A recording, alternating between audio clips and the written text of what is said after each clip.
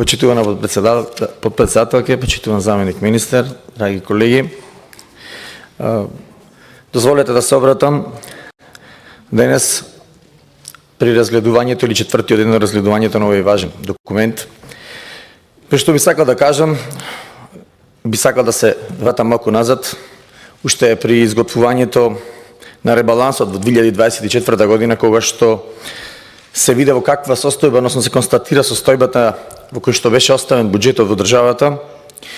И не сакам да се враќам многу назад, барајќи алиби или некој да кажува дека се бара алиби, само сакам да подсетам, односно да се подсетиме и да не се заборави, дека во тој буџет тогаш финансиски средства имаше само за 6 месеци, односно до денот на избори, а за следните 6 месеци беше оставено на туѓа грижа, односно некој друг да се погрижи за така да кажам, во таа немилост во која што беше оставена државата.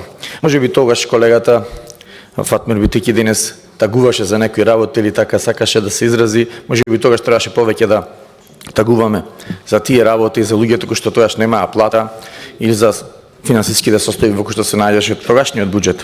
Тешкиот предизвик за стабилизирање на државата успешно помина во тој период со наследењето на тој ребаланс, но и со буџетот во 2025-та, со кој што се стабилизираше финансиската ситуација во државата и без некој да забележи, само уште еднаш да подсетиме, да напомениме дека економските политики на таа власт донесоа до ужасна состојба во државата, граѓаните ги донесоа до дното, со двоцифрена висока инфлација, страшна сиромаштија, речиси тешки, многу тешки животни услови. Токму таа влада покрај понижувањето, срамот, рушењето на националното достоинство, клучни интереси на државата, високата корупција, со нула оценија тогашната економија и затоа и такви беа резултатите. Но тоа тогаш заврши и следуваше на задоволство на сите период на стабилизација. Посебно сум задоволен затоа што овој предлог буџет ги интегрира најсуштинските потреби на граѓаните наспроти едно поранешно време, период на комплетно урнисана економија, изместени фискални политики, отсутство на развоен концепт, закочени капитални процеси, капитални градби, скоро и да ги немаше, односно таму каде што нешто постоеше, стагнираше и не се работеше. Предлог буџетот за наредната 2026 година е проектиран врз основа на предлог буџетски барања на буџетските корисници, раководејќи се од принципите на реалност, економичност и ефикасност. При тоа главна одлика на овој предлог буџет е забрзување на економскиот раст и фискална консолидација на Македонија. Она што исто така е многу значајно е тоа што локалните самоуправи, а посебно сум благодарен и за во делот на општина Битола е предвидената децентрализација во делот на тековните трансфери, планираното зголемување на 7,4%, односно 2,5 милиарди денари повеќе, главно од ставки блок дотации и раст од 6,1% или 1,7 милиарди денари дотации од ДДВ. Најголемото процентуално зголемување предвидено е кај наменските дотации со раст од 88,3% или 471 милион денари. Друг факт што е многу важен за подобрување на животните услови на граѓаните е интензивирањето и реализацијата на капиталните проекти кои се во позрела фаза, а се финансирани од буџетот, но истовремено планирано и започнување и реализација на најавените проекти од патната и железничката инфраструктура, како и во здравството и во образованието. Ова ја зацврстува економската стабилност, обезбедува забрзан економски развој на општините.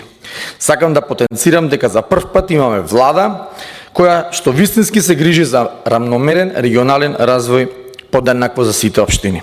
Особено сум горд што Битола доби 80 проекти во двата повици кои што ги имаше владата и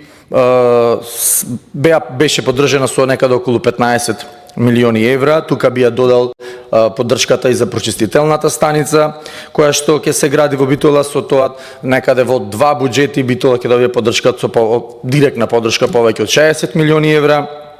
И ако на тоа се додаде автопатот, кој што значи силен импулс на целиот пелагониски регион, односно на целата Пелагонија, нешто што е поддржано и поздравено и од бизнис заедницата, но и од граѓаните, конечно некоја влада да обрани внимание на пелагонискиот регион и подобрување на условите во инфраструктурата од таков вид, градејќи автопат. Сето ова немаше да биде возможно или нема да биде возможно ако предлог буџетот од 2026 година не се темели на главни финансиски принципи, а тоа се одржување на макроекономска стабилност и поддршка на економската активност. И со овој предлог буџет многу се внимава на мерки за намалување на сивата економија и зголемување на наплатата на буџетските приходи. Предлог буџетот е темелен на реални проекции, а тоа значи испланирани приходи врз реални можности, а расходи исклучиво насочени кон стратешки приоритети. Така многу е значајно што буџетскиот дефицит изнесува 39,2 милиарди денари, односно 3,5, односно намалувањето од 0,5% поени во однос на претходната година. И најважно е што во проектирањето на овој предлог буџет ставен акцент на развојната компонента со високо ниво на капитални инвестиции кои се проектирани во износ од 40,5 милиарди денари. И да завршам, фискалната консолидација и дисциплинираното управување со јавните финансии е една од главните одлики што обезбедува поголема ефикасност и одговорност во трошењето на буџетските средства, односно парите на граѓаните. Одговорното буџетирање како главна одлика на овој предлог буџет е клучно во вкупниот макроекономски контекст. И управувањето со вакви проекции мора да ги следи голема дисциплина и финансиска мудрост. А оваа влада, предводена од ВМРО-ДПМН и коалицијата, Министерството за финансии, тоа во изминатиот период го потврди. Ви благодарам. Благодарам. Следна